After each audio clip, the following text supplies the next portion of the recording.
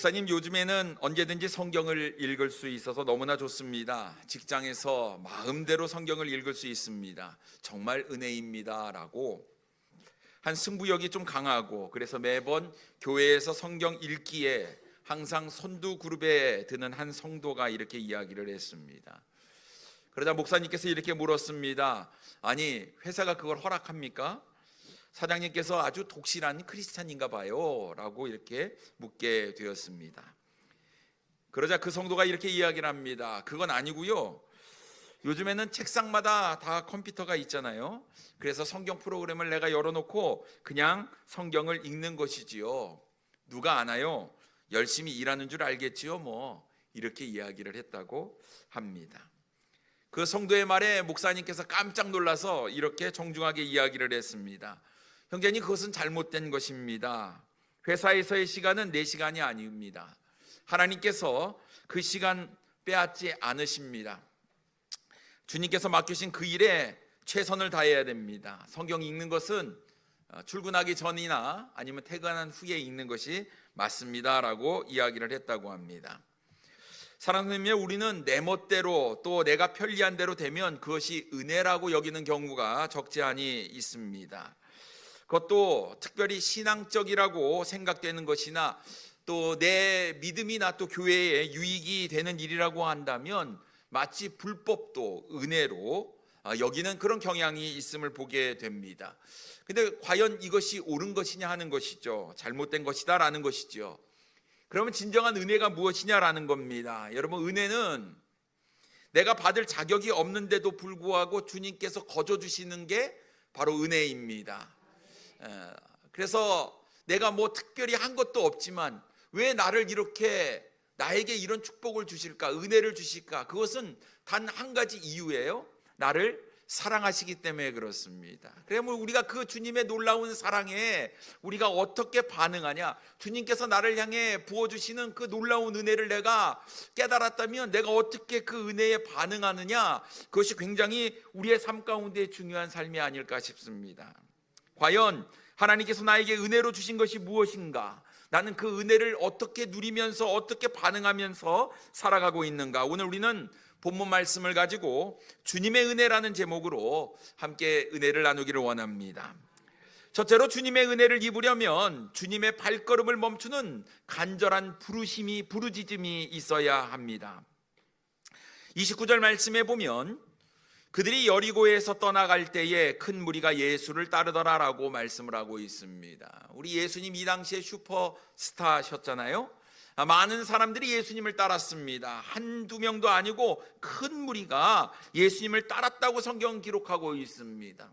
과연 왜 큰 무리가 예수님을 따르게 되었을까요? 분명히 여러분, 예수님을 따르는 데는 이유가 있다라는 것입니다.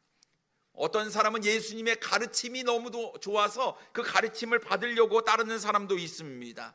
또 어떤 사람은 예수님의 그 놀라운 기적을 행하시는 그 놀라운 기적을 보기 위해서 예수님을 따르는 사람도 있었을 것입니다. 그러나 그들이 예수님을 따르는 근본적인 이유는 나에게 예수님을 따랐을 때에 어떤 유익이 있을 거라는 기대감 때문에 예수님을 따랐다라는 것이지요. 오늘날 많은 사람들이 이런 큰 무리와 같은 생각을 가지고 교회에 나오는 것이 적지 않음을 보게 됩니다. 복받기 위해서 교회에 나오는 것이죠. 예수님을 믿으면 내 인생이 잘 풀릴 것 같으니까 나오시는 분들도 있습니다. 만약 내가 한 주간 예배에 빠지면 일주일이 좀 찝찝할 것 같아요. 내 삶 가운데 뭔가가 좀 일어날 것 같은 불안한 마음 가운데에 교회에 나오시는 분들도 계실 것 같습니다. 또 내 삶의 어떤 염려와 걱정을 해결받고 내 삶의 평안함을 누리고자 하는 그런 마음 때문에 교회에 오시는 분들도 있을 것입니다.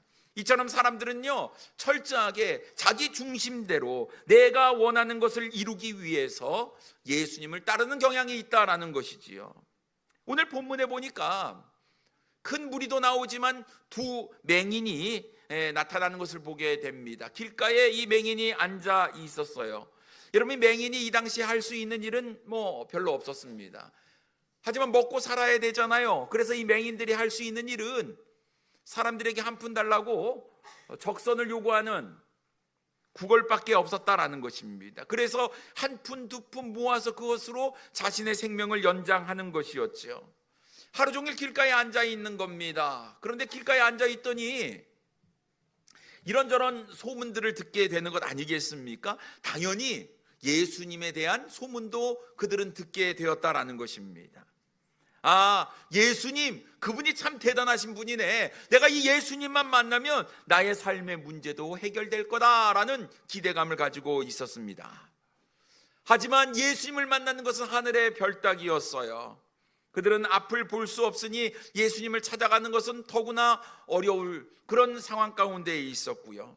또 예수님을 따르는 수많은 사람들이 있었는데 그 무리를 뚫고 예수님 앞에 나아가는 것은 더더욱 어려워 보였습니다. 그런데 어느 날이었어요. 길가에 앉아서 오늘도 여전히 구걸을 하고 있는 그들 앞에 웅성웅성거리는 소리가 들리기 시작했습니다. 그런데 예전과 같지 않아요. 사람들이 참 많이 모였다라는 것들을 느끼고 있었습니다. 무슨 일일까? 왜 사람들이 이렇게 웅성거릴까? 귀를 기울여 보니 예수님께서 지나간다는 소식이었습니다. 30절 말씀에 보면 맹인 두 사람이 길가에 앉았다가 예수께서 지나가신다 함을 듣고라고 말씀하고 있습니다. 그토록 만나고 싶었던, 듣고 싶었던 예수님이 자기 앞을 지나간다는 이야기였어요. 맹인은 이 기회를 놓치고 싶지 않았습니다. 혹시나 예수님이 지나가시면 어쩌면 다시는 예수님을 만나지 못할 수도 있었습니다. 여러분, 기회가 찾아왔을 때 그 기회를 잡는 것은 굉장히 중요합니다. 여러분, 기회가 나에게 주어졌을 때 그것을 놓치면 우리는 땅을 치고 후회할 그런 일들이 있다라는 것이죠. 그래서 여러분, 기회는 반드시 잡아야 하는 것입니다. 여러분, 오늘 기회를 잘 잡으셔야 돼요. 오늘 예배당에 오셨잖아요. 왜 오셨어요? 분명히 목적이 있는 거 아니겠습니까? 오늘 주님 만나고 주의 말씀 듣고 내 삶의 모든 것들을 또 해결받고 주님 닮아가고 하나님께 영광을 돌리기 위해서 오신 것 아니겠습니까? 여러분, 이 목적을 잘 잡으셔야 돼요. 이 기회를 놓쳐서는 안 된다라는 겁니다. 맹인도 마찬가지였어요. 지금 예수님을 만날 기회가 이제 자신의 눈앞에 주어졌어요. 자신의 평생에 주어질 단 한 번의 기회였을 수도 있습니다.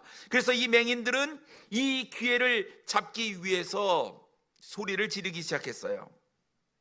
30절 후반부에 보면 소리 질러 이르되 주여 우리를 불쌍히 여기소서 다윗의 자손이여 하니라고 말씀하고 있습니다. 지금 맹인은 예수님께 은혜를 구하고 있었습니다. 자신을 불쌍히 여겨달라고 이야기를 하고 있는 것이었어요. 근데 여러분, 맹인이 단순히 우리를 불쌍히 여기소서라고 외치지 않았다라는 것입니다. 그가 이렇게 예수님을 향해서 이야기할 때 두 번 예수님을 향해서 외치는 소리가 있습니다. 그것이 바로 주여라는 소리였고요. 그 뒤에 더 정확하게 예수님을 향해 다윗의 자손이라고 부르고 있음을 보게 됩니다. 여러분, 맹인이 이렇게 부를 수 있었던 것은 예수님이 어떤 분인지 분명히 알았기 때문이었어요. 여러분, 다윗의 자손이라는 표현은 구약 시대부터 기다렸던 메시아를 지칭하는 표현이었다라는 것입니다.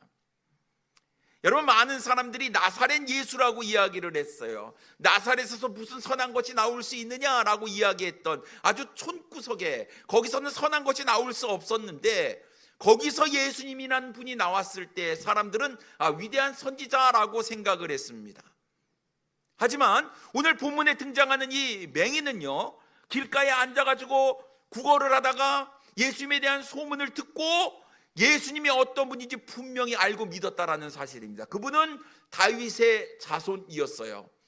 메시아, 구원자라는 뜻입니다. 우리의 죄를 깨끗하게 씻어줄 구원자 대신, 구세주 대신 그분이다라고 그들은 외치고 있었다라는 것입니다.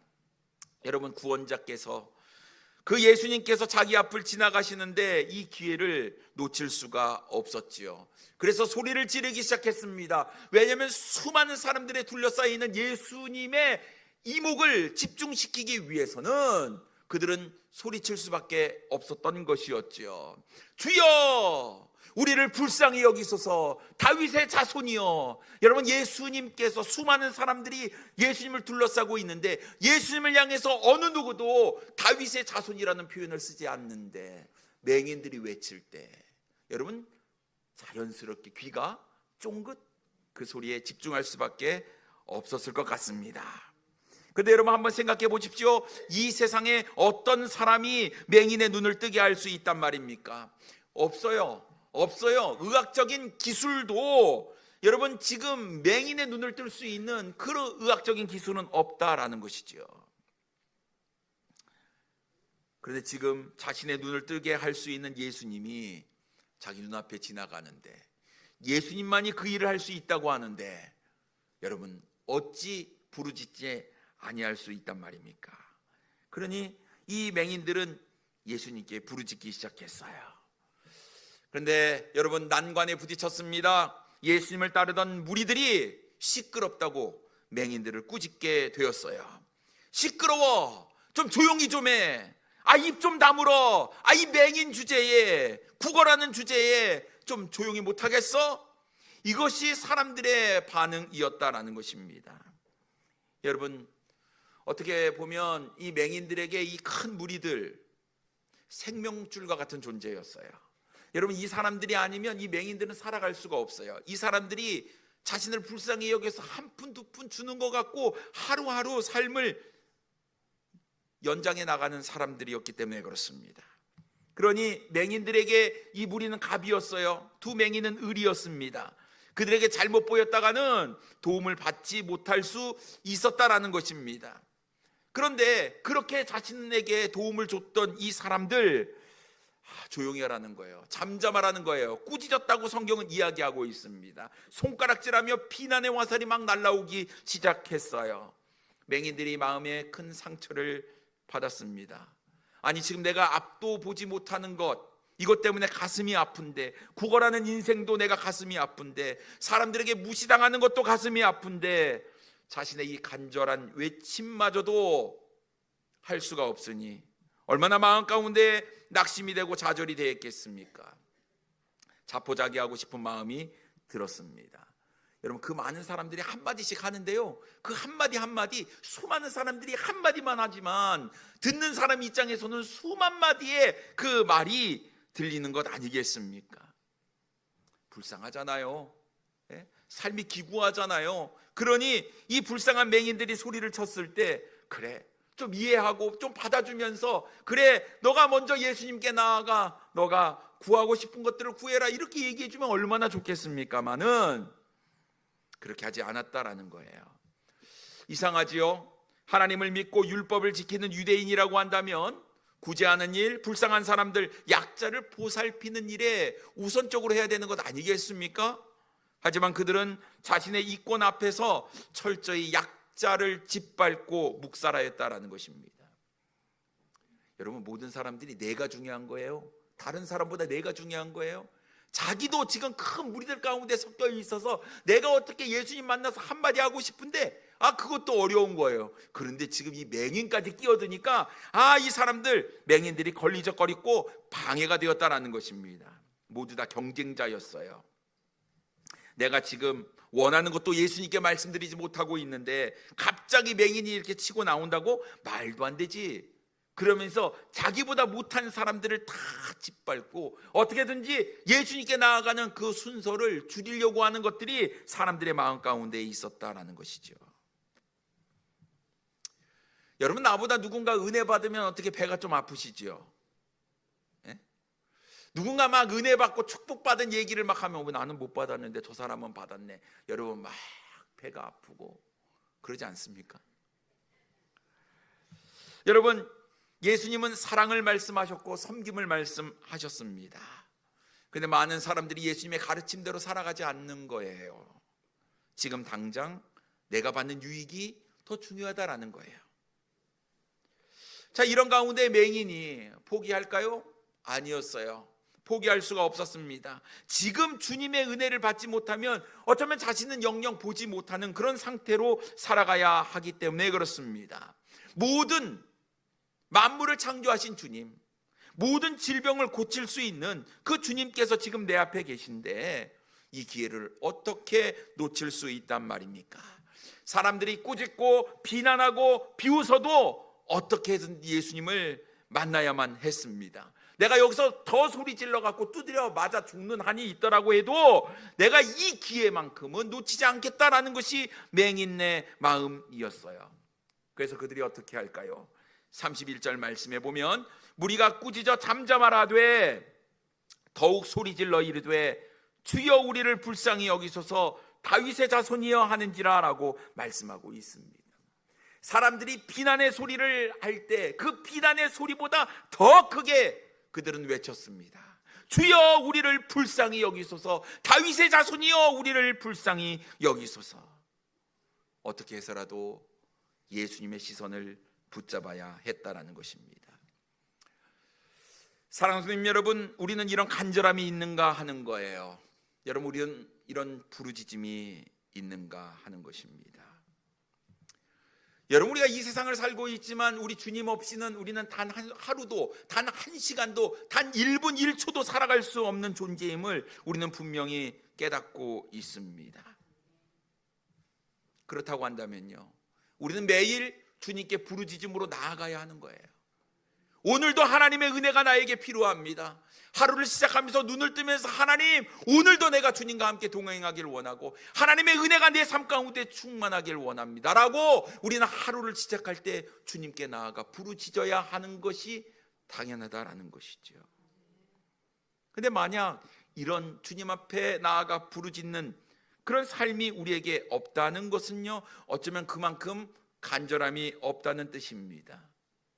내 힘으로 살만하다라는 것이고 견딜만 하다는 것이고 아직은 버틸만 하다라는 것입니다. 만약 여러분 간절함이 있다면 부르짖지 않을 수 없는 것 아니겠습니까? 아니, 하지 말라고 해도 저절로 우리는 부르짖게 되리라고 믿습니다. 그러니 여러분, 이런 부르짖음, 주님과 함께 하려고 하는 마음, 나는 연약하고 나는 부족하니 주님의 은혜가 내 삶 가운데 있기를 원합니다라는 이런 간절한 마음이 있다고 한다면 우리는 예수님께 나아가야 한다라는 것이지요. 우리의 시선을 예수님께 마치고 예수님의 시선이 우리에게 머물 수 있도록 우리는 간절히 주님께 부르짖어야 한다라는 것입니다. 잠언 8장 17절 말씀에 보면 나를 사랑하는 자들이 나의 사랑을 입으며 나를 간절히 찾는 자가 나를 만날 것이니라 라고 말씀하고 있습니다. 오늘 우리가 모두 다 예배당에 앉아 있지만 과연 주님을 향한 우리의 간절한 마음이 똑같을까요? 그렇지 않을 수 있다라는 것입니다. 우리 모두가 예배를 드리고 있지만 예배를 드리는 간절한 마음에는 분명한 차이가 있을 수 있다라는 것이죠. 여러분은 무리와 같습니까? 아니면 맹인과 같습니까? 오늘 하나님을 간절히 찾는 자가 하나님을 만나게 될 것이라고 말씀하고 있는데, 여러분, 우리가 주님을 만나는데 뭐가 걸림돌이 있겠습니까? 여러분, 다른 사람을 의식하지 마세요. 큰 무리가 맹인들에게 뭐라고 했을지라도 맹인이 주님을 향한 그 마음, 주님께 부르짖으며 나아가는 그 간절함이 우리에게 필요한 것처럼 오늘 주님 앞에 나왔으니 주님, 나를 좀 돌아보시고 내 삶을 좀 개입하여 주셔서 내 삶 가운데 주님의 은혜가 풍성하기를 원합니다. 여러분, 간절한 마음으로 주님을 찾을 때 주님의 은혜가 우리의 삶 가운데 임하게 될 줄 믿습니다. 그러니 여러분, 간절하게 주님께 나아가 매일매일 매 순간순간마다 주님께 부르짖음으로 나아가 주님의 은혜를 만끽하는 우리 사랑하는 성도님들 되기를 원합니다. 두 번째로, 주님의 은혜를 입었으면 주님을 위해 살아야 합니다. 여러분, 예수님께서 가시던 발걸음을 멈췄어요. 맹인들의 부르짖음을 들었기 때문이지요. 여러분, 우리 주님께서 이 부르짖음을 외면하지 아니하신다는 사실을 우리는 기억할 수 있어야 될 줄 믿습니다. 수많은 사람들의 외침과 웅성거림 속에서도 예수님은 정확하게 맹인들이 외치는 소리를 들으셨어요. 그 간절하게 부르짖는 그 목소리에 귀를 기울이셨다라는 것입니다. 맹인들은 예수님의 발걸음을 멈추게 하는 데 성공했어요. 그 기회를 잡는 데 성공한 것이었지요. 사람들에게 욕을 얻어 먹으면서까지도 포기하지 아니하고 소리를 질렀는데 드디어 예수님께서 그 소리에 귀를 기울이신 것이었어요. 우리 예수님께서 맹인을 부르시더니 이렇게 말씀하셨습니다. 32절 말씀에 보면 예수께서 머물러 서서 그들을 불러 이르시되 너희에게 무엇을 하여 주기를 원하느냐라고 말씀하셨어요. 무엇을 하여 주기를 원하느냐. 여러분, 이 말의 뜻이 무엇입니까? 맹인이 어떤 소원을 말할지라도 우리 예수님께서 다 들어주실 수 있다라는 것이죠. 아무나 할 수 없는 말이었습니다. 예수님은 능치 못함이 없는 분이시다라는 거예요. 이 말씀을 통해서도 우리는 예수님이 전능하신 하나님의 아들이심을 알 수가 있는 거예요. 여러분, 우리 주님은 능치 못할 일이 없으십니다. 여러분, 이건 내가 기도할 때 이거 주님 들어주실까? 여러분, 들어주시죠. 우리 하나님은 능치 못하심이 없으시기 때문에, 그러면 우리가 기도하기 전에 이건 될까 안 될까 우리가 판단할 이유가 없어요.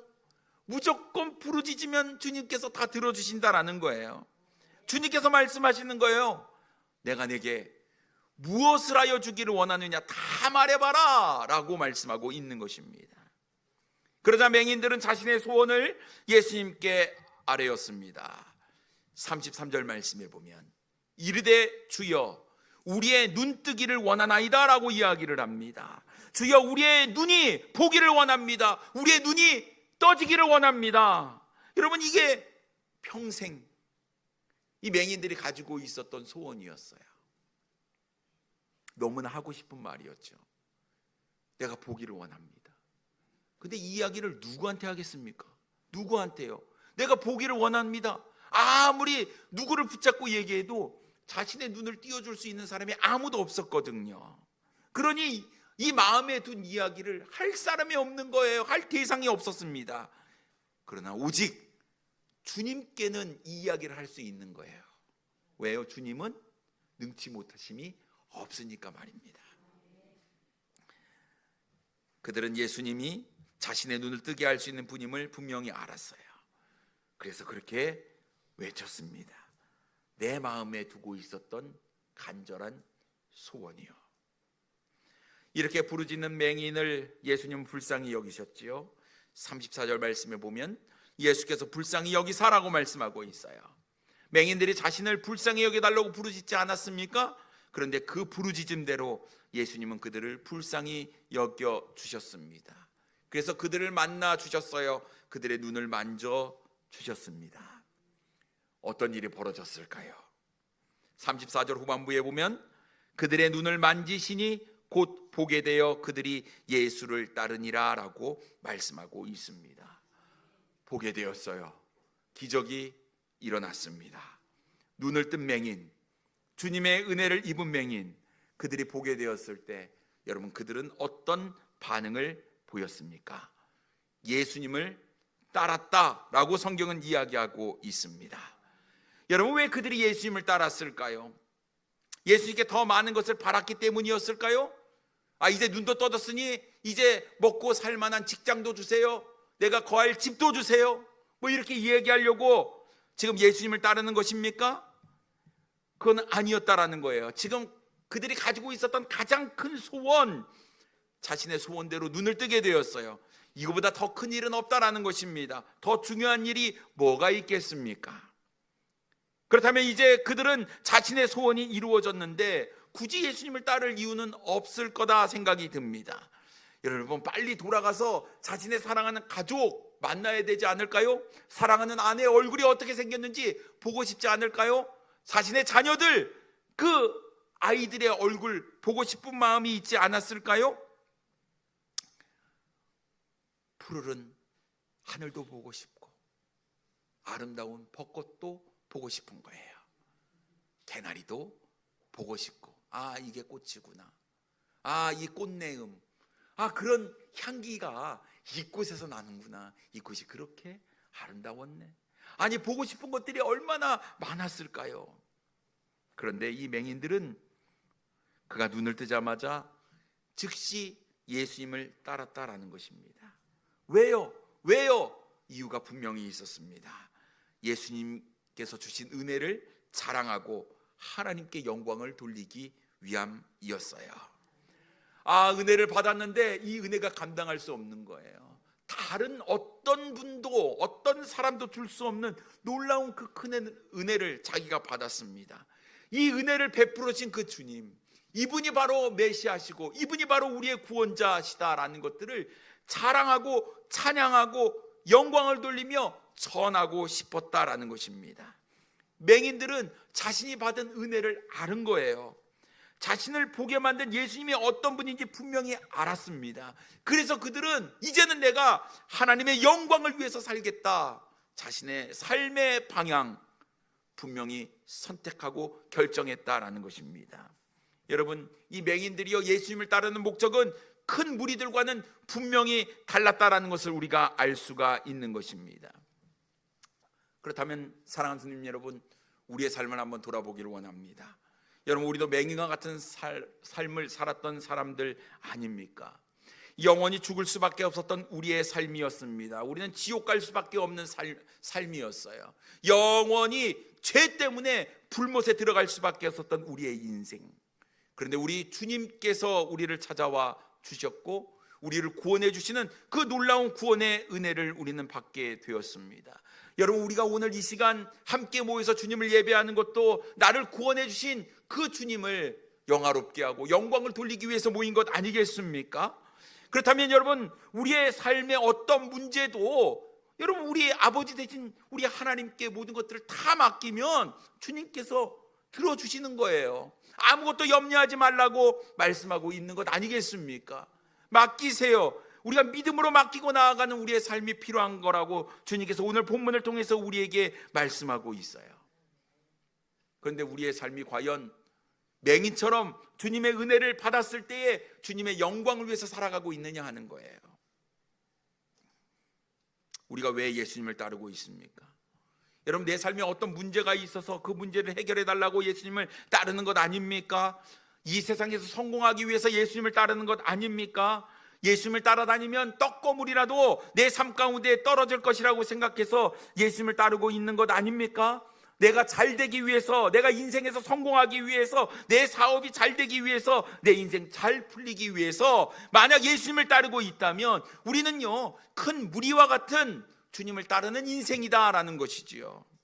아직도 은혜를 받기 위해서 따르는 우리의 삶의 모습이라고 한다면 여러분, 오늘 이 삶의 모습들을 내려놓으셔야 하는 것입니다. 이미 우리는 하나님의 은혜를 받은 사람이고 이미 우리는 하나님을 아버지라고 부를 수 있는 하나님의 자녀가 되었기 때문에 여러분, 마태복음 6장 31절과 33절에 이렇게 말씀하고 있습니다. 그러므로 염려하여 이르기를 무엇을 먹을까 무엇을 마실까 무엇을 입을까 하지 말라.